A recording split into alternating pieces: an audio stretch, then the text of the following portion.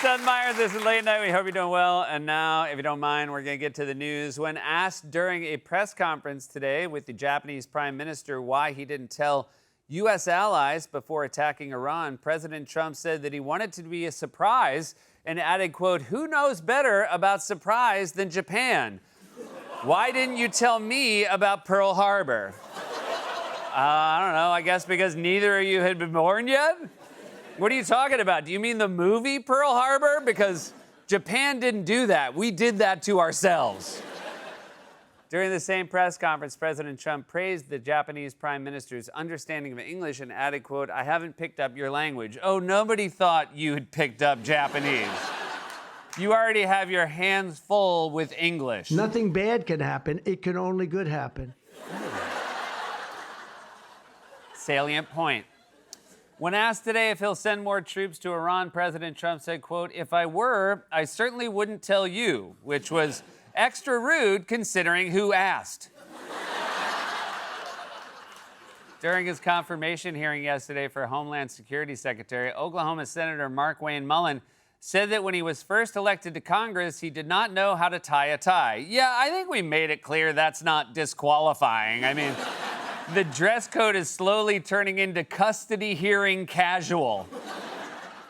In a post yesterday on Truth Social, President Trump called on Colorado officials to release former county clerk and election denier Tina Peters, who was convicted of tampering with voting machines, because he's clearly gonna need her during the midterms. During the Shamrock Bowl ceremony on Tuesday, President Trump said that he feels like he has Irish blood and added, quote, "I'm not too far. I have Scottish blood. Is that good or bad?" And long story short, we're in another war. California Senator Adam Schiff is set tomorrow to hold a hearing to build support for a federal film incentive with the Pitt star, Noah Wyle. But if you wanted to get Congress running smoothly again, you should bring her. That's the one who gets done. According to a new survey, the most popular puppy name in the country is Luna, while the least popular is still Ghislaine.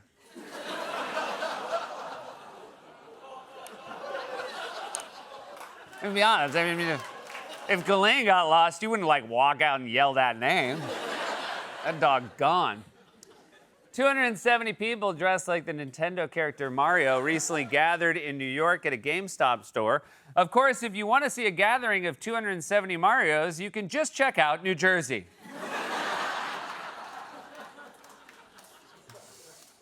And finally, a Florida pawn shop employee was recently arrested for allegedly stealing more than $10,000 worth of jewelry. Even worse, she only offered herself $2,000 for it. Like some pawn shop humor. That was a monologue, everybody. We are on our way. We got a great show for you tonight. She's a fantastic actress, you know, from The Queen's Gambit, a Furiosa, a Mad Max saga, and The Menu. She's back as the voice of Princess Peach in the Super Mario Galaxy movie in theaters April 1st. Anya Taylor-Joy is here, everybody. You know him from shows like Animal Kingdom, Southland. He's currently starring in The Pit with new episodes Thursdays on HBO and HBO Max. You can see him in Ready or Not 2, Here I Come, which is in theaters this Friday. Sean Hannity is also joining us. I am going to be in Kansas City, Missouri on April 11th. 2 stand-up shows at the Midland Theater. The late show is sold out, but good news, there are still tickets for the early show. For tickets and more dates, head over to SethMeyers.com. I am looking forward to getting to Kansas City. Moving on, as oil and gas prices continue to soar amid the war in Iran, Donald Trump and MAGA are now insisting that paying higher prices is your patriotic duty. For more on this, it's time for a closer look. You may not remember this little forgotten piece of history, but Donald Trump campaigned on lowering prices. I know you're thinking to yourself, what? I don't remember that. I thought he campaigned on starting a war with Iran, building a ballroom, putting his name on the Kennedy Center, and making the Oval Office looked like the inside of a fancy chocolate wrapper. But it's true, if you dig deep into the history books, you can find 1, maybe 2 examples of Trump promising to bring down prices. And since he rarely mentioned it, I'm sure this montage will be short. I will immediately bring prices down starting on day 1. Bring down the prices of all goods. Groceries, cars, How everything. Everything from electricity rates to groceries, airfares, and housing costs. We're going to get your energy prices down. A vote for Trump means your groceries will be cheaper. Everything from hot dogs to bacon and eggs and everything. Bacon hasn't come down. Apples haven't come down. Lettuce. Your prices weren't quadrupled for a sausage, for a piece of lettuce, for an apple. Bacon, lettuce, tomato. Bacon. We don't order bacon anymore. It's too expensive, right? But it's all up too much, or we're going to get it down. You look at car insurance. I couldn't believe when I looked at those numbers this morning. I was studying numbers, and I looked at the car insurance numbers. It's incredible. Oh my God, inflation is so bad, even our montages are up 20%. Also, maybe some people believe you've been in a grocery store due to your impressive ability to list all 3 items on a BLT. But nobody believes you were studying car insurance numbers.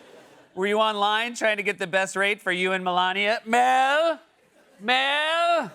Do you have any outstanding tickets? Mel, I can't hear you when the door's closed. Well, if you won't answer me, I'll just ask the general.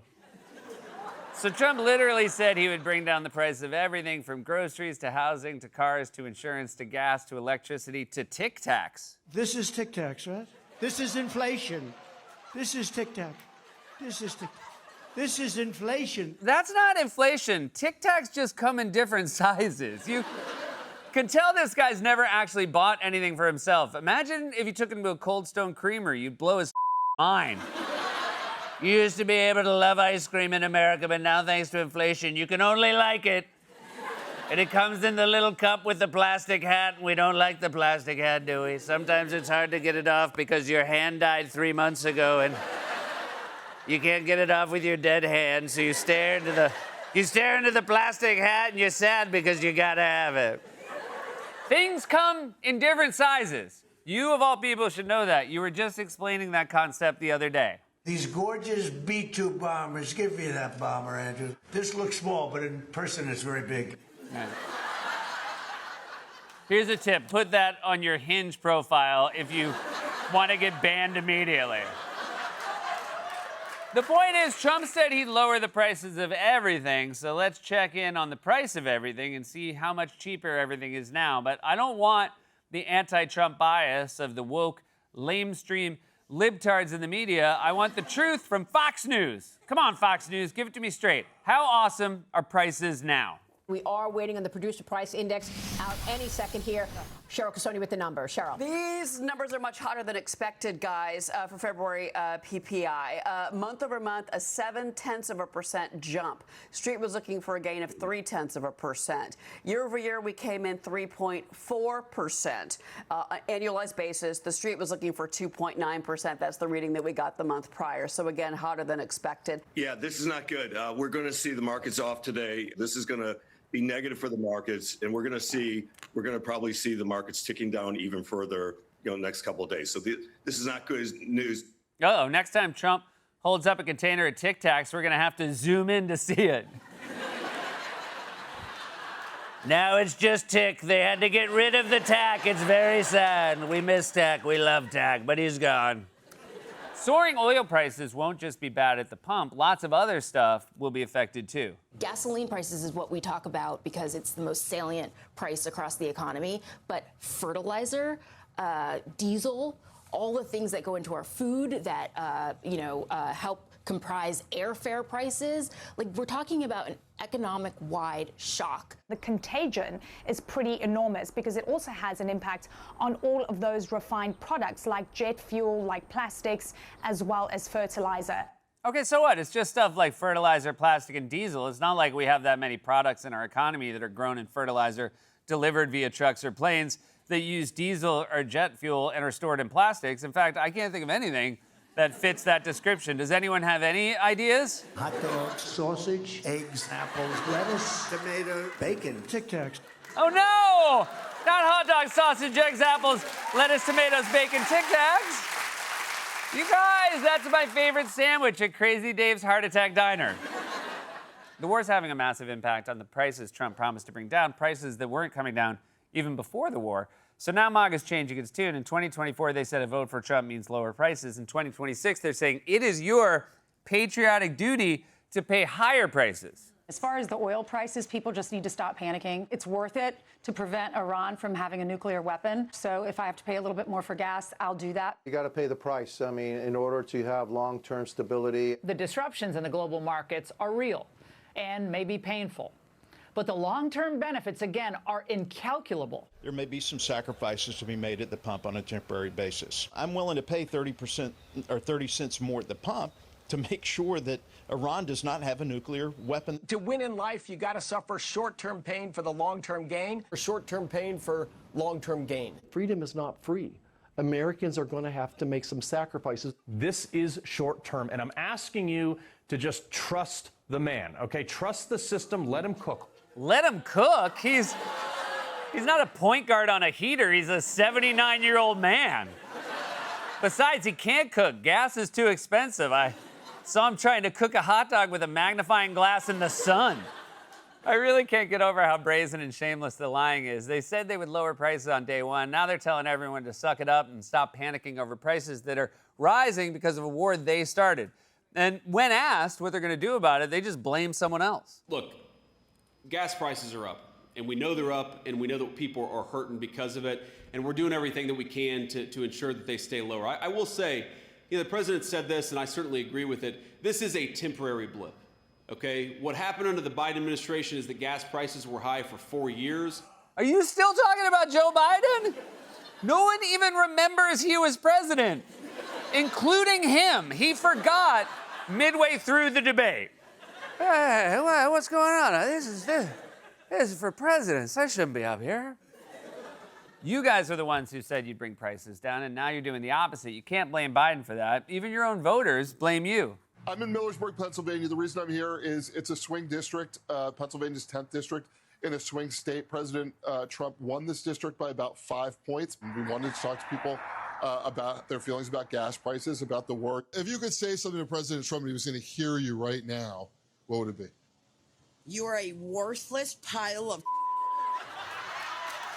And you voted for him how many times? 3 times. That was my bad. Apparently, I'm an idiot. Man, it is so refreshing in 2026 to hear anyone say, apparently I'm an idiot, because like we're all idiots, but in 2016, everybody stopped admitting it. You know what, ma'am? I'm gonna go out on a limb and say you're actually a hero, and we should all take a page from you. If someone ran for office right now with the slogan, apparently I'm an idiot, they would have my vote.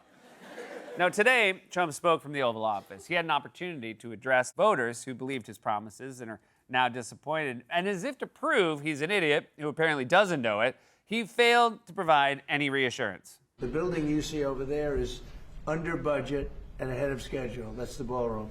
When Americans were pinched by recession, Bill Clinton said, "I feel your pain." Trump says, "The ballroom will be soundproof, so I'll never hear your anguish cries." Also, seriously, dude, stop talking about the ballroom. Nobody cares about the ballroom. Besides, with these prices, what kind of food are you going to serve in the ballroom? Ladies and gentlemen, welcome to the Donald J. Trump Presidential Ballroom. If you look at the menu, you'll see a beautiful meal of exactly 1 egg and 1 Tic Tac. I know that seems small, but in person it's very big. This has been A Closer Look.